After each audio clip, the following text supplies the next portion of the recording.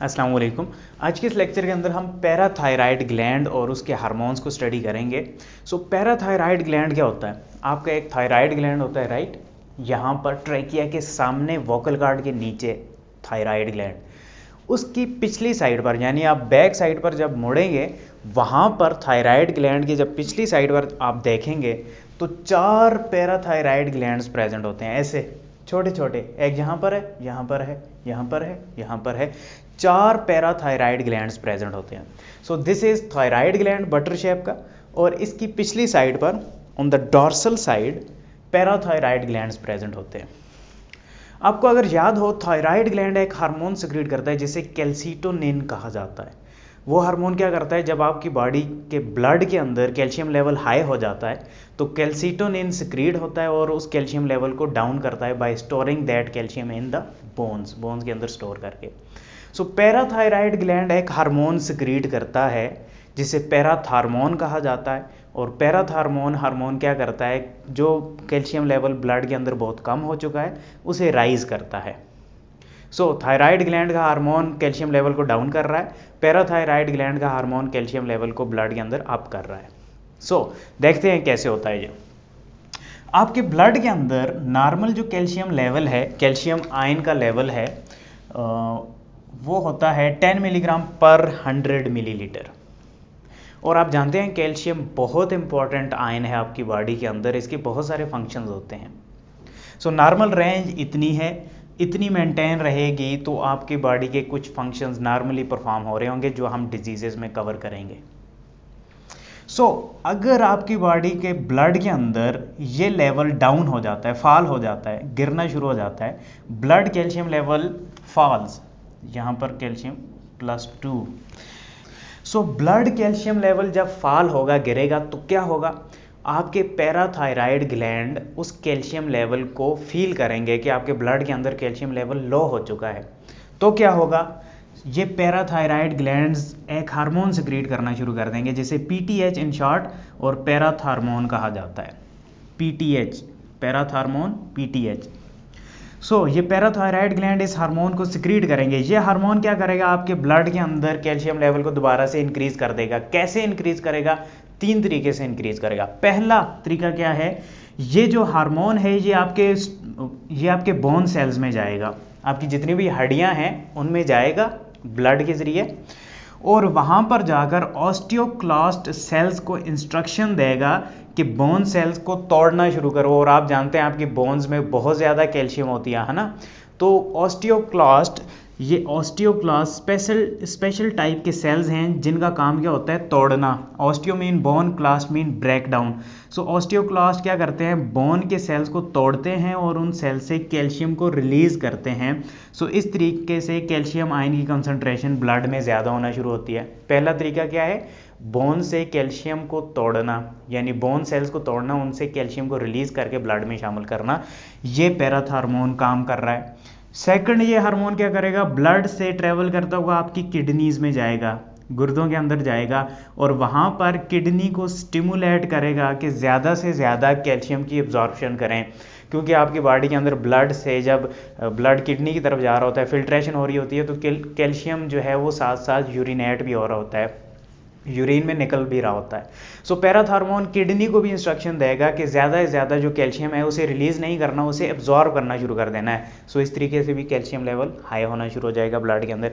तीसरा तरीका ये होता है कि ये पैराथार्मोन विटामिन डी के साथ जाकर अटैच हो जाता है, विटामिन डी के साथ।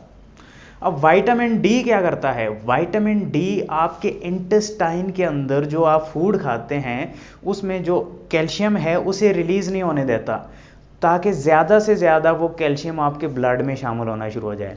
विटामिन डी को एक्टिवेट करता है पैराथार्मोन, और विटामिन डी क्या करता है, आपके इंटेस्टाइन के अंदर जो आपने फूड खाया है उसमें जितना भी कैल्शियम है उसे निचोड़ कर एब्जॉर्ब करने की सलाहियत बनाता है विटामिन डी। ठीक है, क्योंकि जब आप फूड खाते हैं तो इतना ज़्यादा कैल्शियम एब्जॉर्ब नहीं हो पा रहा। ठीक है, तो अगर विटामिन डी ज़्यादा होगा आपकी बॉडी के अंदर तो ज़्यादा कैल्शियम एब्जॉर्ब होना शुरू हो जाएगा। 3 तरीक़ों से कैल्शियम लेवल अबव होना शुरू हो जाता है with the help of parathormone. पहला क्या, बोन सेल्स ब्रेक होते हैं, उनसे कैल्शियम आयन रिलीज होता है। किडनी ज़्यादा से ज़्यादा कैल्शियम आयन को स्टोर करना शुरू कर देता है, और विटामिन डी की मदद से इंटेस्टाइन में जो कैल्शियम वगैरह है, कैल्शियम आयंस वगैरह हैं, वो क्या करते हैं, दोबारा से ब्लड में एब्जॉर्ब होना शुरू हो जाते हैं। जो आप फूड खाते हैं उससे ज़्यादा से ज़्यादा कैल्शियम जो हैं वो ब्लड में एब्जॉर्ब होना शुरू होते हैं। तो इन सब प्रोसेसेस का नतीजा क्या निकलता है कि ओवरऑल आपके ब्लड का कैल्शियम लेवल राइज हो जाता है और नॉर्मल लेवल पर दोबारा से चला जाता है।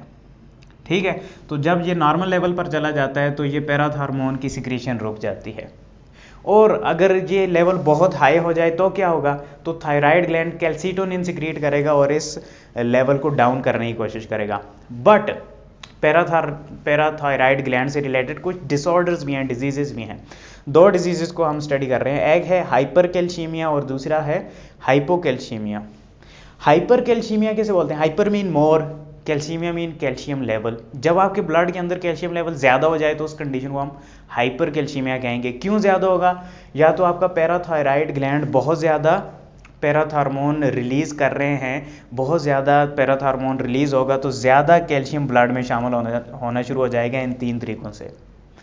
और दूसरा रीज़न ये हो सकता है कि आपका जो कैल्सीटोनिन थायराइड ग्लैंड का हार्मोन है वो ठीक से प्रोड्यूस नहीं हो रहा, वो कैल्शियम लेवल को डाउन नहीं कर पा रहा। तो इन दोनों रीज़न से क्या होगा, हाइपरकैल्सीमिया डिसऑर्डर लगेगा। हाइपरकैल्सीमिया डिसऑर्डर में क्या होगा, एक डिजीज़ होती है जिसे ऑस्टियोपोरोसिस कहते हैं, वो हो सकती है। ऑस्टियोपोरोसिस क्या होता है, बोन सेल्स जब पोरस हो जाएं, नर्म हो जाएं, खोखले हो जाएं। क्यों खोखले होंगे, क्योंकि आपके ब्लड के अंदर कैल्शियम लेवल ज़्यादा होना शुरू हो रहा है, ये हार्मोन ज़्यादा सिक्रीट हो रहा है। किसी वजह से भी हो सकता है जहाँ पर ये ग्लैंड ज़्यादा सूझ सकते हैं, ज़्यादा काम कर सकते हैं, तो ये हार्मोन ज़्यादा सिक्रीट होगा, आपकी बोन से ज़्यादा कैल्शियम निकलेगा, बोन सेल ज़्यादा टूटेंगे, बोन सेल्स टूटेंगे तो हड्डियाँ खोखली होना शुरू हो जाएंगी, तो उस डिजीज़ को ऑस्टियोपोरोसिस कहते हैं। हड्डियाँ आपकी कमज़ोर हो जाएंगी। सेकंड सिम्टम क्या देखने को मिलेगा, आपकी किडनी के अंदर स्टोन बिल्ट होना शुरू हो जाएंगे, क्योंकि कैल्शियम कार्बोनेट के स्टोन्स बनते हैं। किडनी में ज़्यादा कैल्शियम होगा तो किडनी के अंदर वो कैल्शियम के स्टोन्स बनना शुरू हो जाएंगे। सेकंड कंडीशन है hypocalcaemia. Hypo mean low blood calcium level को हाइपोकैल्सीमिया कहते हैं। लो ब्लड कैल्शियम लेवल कब होगा, जब आपका पैराथायराइड ग्लैंड पैराथॉर्मोन सिक्रीट नहीं कर पाएगा, तो डेफिनेटली आपके ब्लड के अंदर कैल्शियम लेवल डाउन होना शुरू हो जाएगा। इसका इफेक्ट क्या पड़ेगा कि आपके जो मसल्स हैं वो स्टिफ होना शुरू हो जाएंगे। अगर आपको पता हो, ये हम स्टडी भी करेंगे, जो मसल कॉन्ट्रैक्शन है इसमें कैल्शियम का बहुत इंपॉर्टेंट रोल है। अगर कैल्शियम नहीं होता तो मसल स्टिफ हो जाते हैं, मूव नहीं कर पाते। सो मसल स्टिफनेस आपको देखने को मिलेगी अगर कैल्शियम लेवल डाउन हो जाता है।